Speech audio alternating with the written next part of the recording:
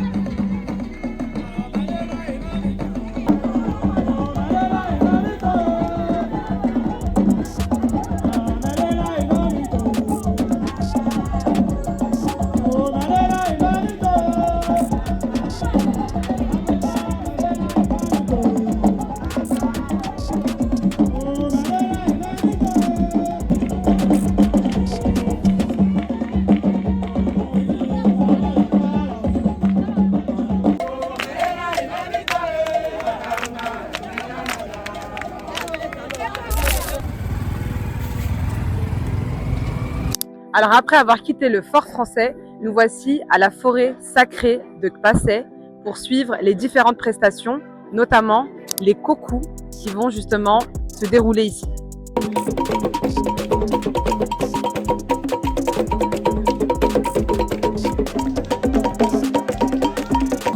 Nous sommes en ce moment au cœur de la forêt sacrée et vous avez la prestation des kokou qui se déroule juste derrière nous.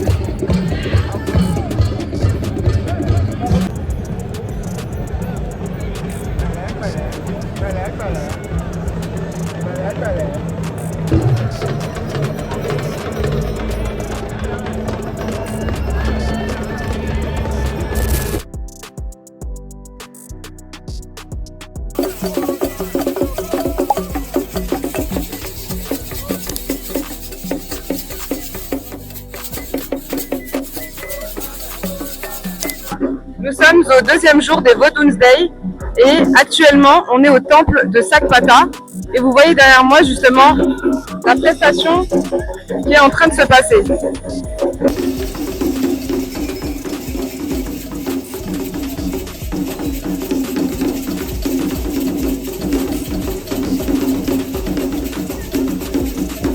Et comme je vous l'avais dit, le temple de Sakpata, quand on est arrivé, était en rénovation. Donc comme vous pouvez le voir, tout a été refait. Ici, nous sommes au couvent Sakpata de Jumboji. Et puis, voilà, les adeptes sont là. Et voilà, c'est ça qui incarne le vaudou en question. Vous voyez, voilà. Regardez bien l'image, les dessins par rapport à la réalité. Ils portent des accoutrements séculaires parce que Sakpata est le dieu de la terre. Vous voyez? Quand on dit Sakpata est le dieu de la terre, c'est un dieu de prospérité, de fertilité, mais aussi un dieu d'abondance, de protection surtout. Parce que sur la terre, nous avons beaucoup de choses. Et de protection parce qu'il y a beaucoup de maladies. Quand il y a des épidémies et autres, c'est Sakpata qui guérit. Par exemple, arrivé au niveau de la divinité, mais de vaudou même en question, je vais vous parler de ses rôles proprement dit. Donc, ici, vous voyez, ici c'est l'arène. Ils sont dans l'arène, ils sont en train de danser. Voilà, voilà les adeptes de vaudou. C'est séculaire parce que, vous voyez, leur accoutrement est séculaire parce que la terre est ronde. On dit que la terre est ronde scientifiquement. Ça prouve vraiment la terre est ronde. Et la danse, vous allez constater qu'ils dansent parfois en tournant. Ça c'est pour représenter la terre en fait. C'est comme ça. Évidemment, on n'a pas mis. Là, on a fait un peu de regarde. Et puis, on a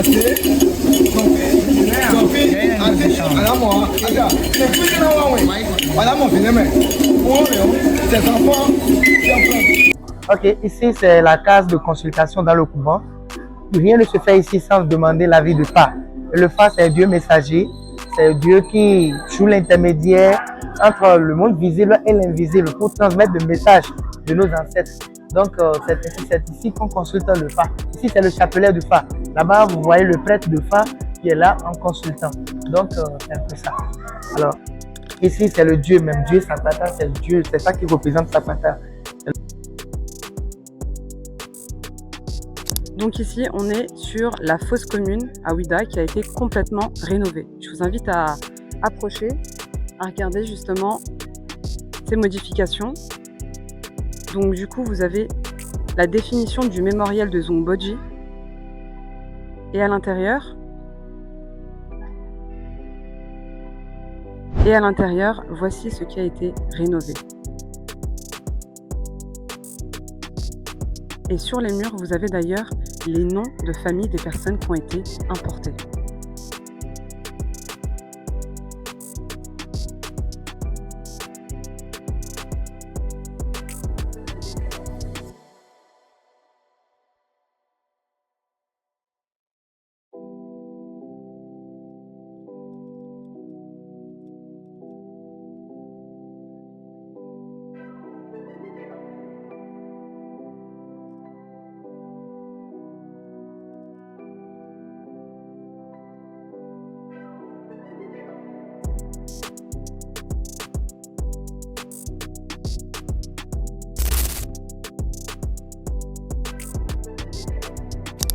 Nous sommes actuellement dans le nouveau temple des Pitons à Ouida, à côté de la place Nesouhoué.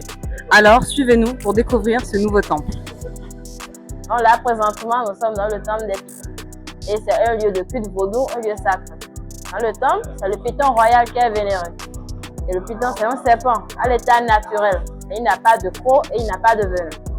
Bon. La communauté qui vénère le Piton royal, ce sont les Ouida. Donc la mauvaise prononciation a donné Ouida aujourd'hui. Et pour identifier cette communauté, ils ont des scarifications au visage de 2 fois 5. Ils font 2 sur le front, 2 au niveau de chaque temple et dessus les 2 joues. Le total fait 10. Ils le font pour se référer à l'image du python. Lorsqu'on ira vers les pythons tout à l'heure, vous allez voir au niveau de sa tête, il y a 5 coups perforés au niveau de chaque côté de sa tête. C'est bon? Le python en langue fond est appelé Zangbe. Et on a 2 genres. On a le mâle et la femelle. Le mâle est appelé Zangbe Pong Bonfi désigne tout ce qui est court. Le mâle, il est court.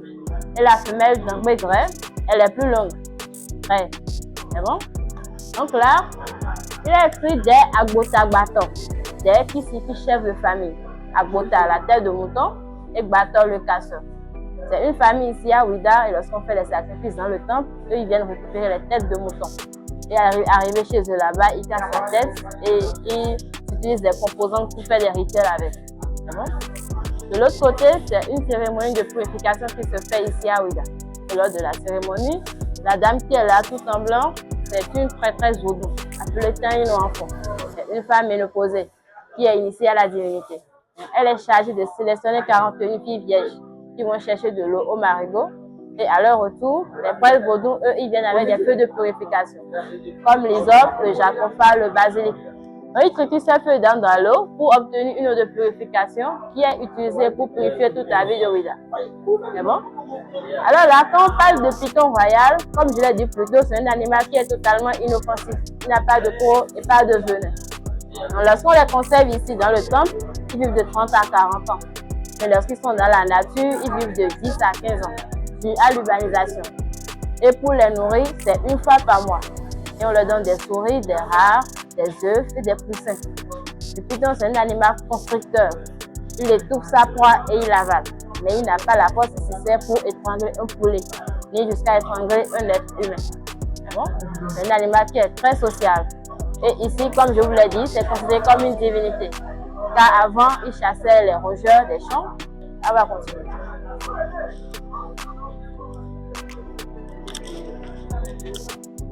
On disait que c'est la case. À l'intérieur, on a plus de centaines. C'est bon? Femelles comme mâles. Il y a des adultes, des jeunes. Et les pythons, ils s'accouplent entre eux. Il y a les femelles qui pondent des œufs. On les garde jusqu'à l'éclosion. Et là, pour prendre ici, c'est de l'eau. Et ils viennent s'abreuver. C'est bon?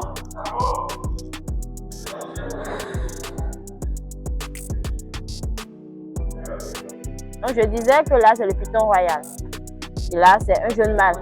Vous voyez? Et la peau, elle est très lisse. Les pythons, ils changent de peau tous les 2 mois. C'est bon? Vous pouvez déjà le toucher pour voir. C'est très lisse et très doux. Vous voyez?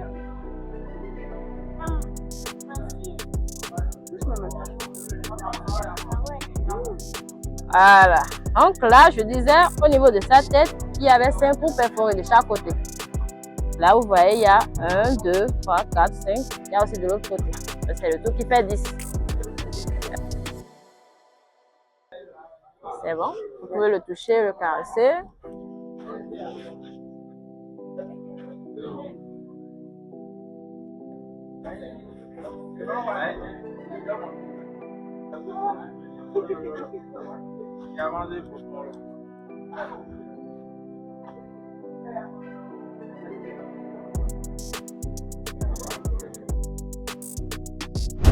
Nous venons de quitter du coup le temple des Pythons et nous nous retrouvons sur la place, ou plutôt le temple de Mansour-Rouet. Donc je vais vous inviter à nous suivre pour pouvoir visiter l'étendue des lieux.